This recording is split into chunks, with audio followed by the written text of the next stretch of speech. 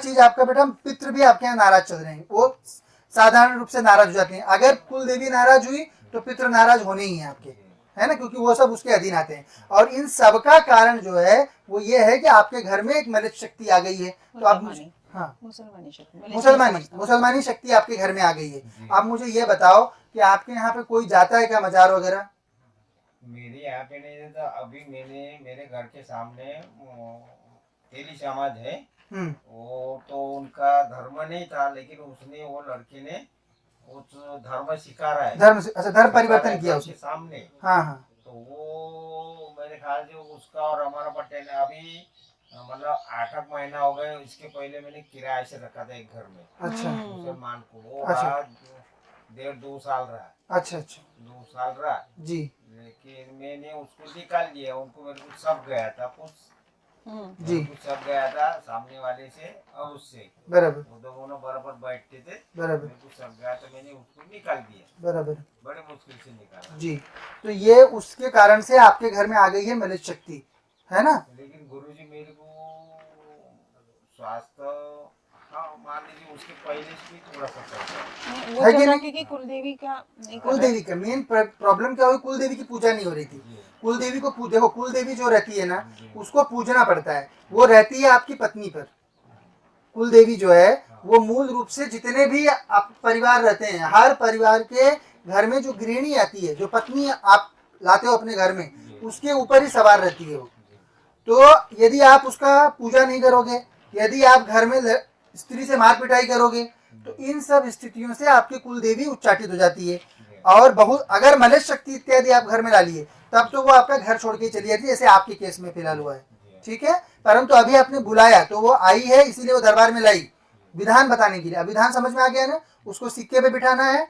अगर अपनी आर्थिक स्थिति अकेले बकरा देने की नहीं बन रही तो अन्य जो लोगों की, सब लोगों की, जिनकी तुर्जा भवानी जो है, जिनकी कुल देवी हो, सब लोग अपना गुट बना के मिला के तय कर लो कि महीने मतलब साल भर में एक दिन अपन बकरे का उसका बड़े बढ़िया बड़ा प्रोग्राम करेंगे। हमारे यहाँ बड़े भाई किया तो बड़ा भाई खाता था, लेकिन अभी यहाँ दादाजी के मतलब उसमें बैठे बन दिया है तो वो नहीं खाते भाई। लेकिन हमारे कुटुंब में जो है ना, सिर्फ दादाजी वाले ज्यादा है, तो वो नहीं दे पाएंगे चंदा वगैरह, तो खुद से करना पाएंगे। वो तो नहीं, तो खाने की जरूरत उसको नहीं रहती है। बलि कर दिया ना उसको, बलि कर दिया ना उसको। उसके बाद उसका जो सिर रहता है, सिर को हवन कुंड में डालना रहता है। एक हवन कुंड बना लो, सिर को हवन कुंड में डालो। और जो धड़ रहता है वो अगर खुद नहीं खाते हो तो जो खाते हैं उनको दे देना, हो गया बलि। बस इतना ही बलि रहता। सिर्फ सिर लेती है देवी, देवी को सिर्फ सिर चाहिए, सिर, क्योंकि वो जीव जो रहता है वो जीव को ले लेती है वो उसमें से। सिर कोई खाता भी नहीं है। जो लोग खाते होंगे वो भी सिर तो नहीं खाते हो ना, कोई भी जो खाते होंगे तो धड़ ही खाते हैं। तो वो धड़ जो खाता है उसको दे देना, अगर खुद नहीं खाते तो भी।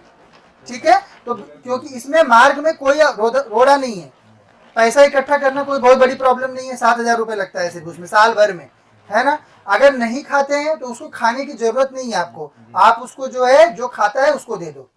कोई तो कोई खाता होगा, अब जैसे समाज में अनेक लोग रहते हैं, सब खाते ही है लगभग। जो समाज खाता है उसको दे देना अपन काट के। अपनी देवी को बलि चाहिए, वो जानवर से मतलब नहीं उसको जीव से मतलब है।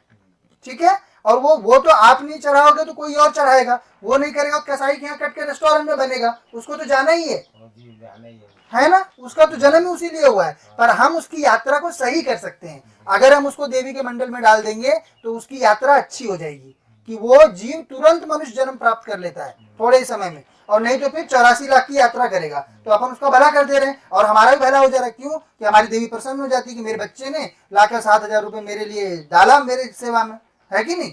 तो वो सेवा स्वीकार कर लेती। सब 100% सही बताया बेटा, सब चीज लिखा था ना बच्चे का प्रॉब्लम। और जो आपको लग रहा है तंत्र मंत्र किसी ने किया है, तो तंत्र मंत्र वगैरह नहीं किया है किसी ने आपके ऊपर। ठीक है, हाँ, ये कुल देवी कारण हो रहा है सब दिक्कत। लेकिन अभी गुरुजी आपने बताया मुसलमानी शक्ति आई जी, और पितृ उसका बताया तो वो कैसा किया है? ये सब सही हो जाएगा, ये धाम से सही हो जाएगा। पेशी करो सर। पितृ इनका रुष्ट है, इनके पितृ रुष्ट है, आपके पितर रुष्ट हैं। हाँ, तो पितर रुष्ट होने के लिए एक चीज कर सकते हो आप। 1.5 किलो आटा लो, 1.5 किलो आटा, आदमी गूंथो उसको, और पास में से जाम नदी बहती है तो जाकर दक्षिण की ओर मुंह करके छोटी छोटी गोली बनाकर उसको नदी में डाल दीजिए आप। तो उससे पितर उसको ग्रहण कर लेते हैं, पुष्ट हो जाते हैं, और दरबार की कृपा से वो सही स्थिति में आ जाएंगे। पर कुल देवी सुधारना जरूरी है, क्योंकि कुल देवी नहीं सुधरेगी तो पितर रुष्ट रहेंगे। पितर रुष्ट रहे तब भी कुल देवी सही रह सकती है, लेकिन अगर कुल देवी रुष्ट हुई तो पितर 100% रुष्ट होते हैं। ठीक है, हाँ ये सब विधान होते हैं बेटा। मुसलमान की शक्ति आएगी वो यहाँ से बच जाएगी दरबार से। फिर पेशी करो, पीछे आके बैठ के अभी जब करना, घर पे भी जब करना है और 21 पेशी करनी है, पीछे आके बैठना है, वो सही हो जाएगा। ठीक है, कोई क्रिया वगैरह आदेश? नहीं, ठीक है, फिलहाल कुछ नहीं। फिलहाल कोई आपकी जब बस अर्जी लगा लो और मंत्र करो।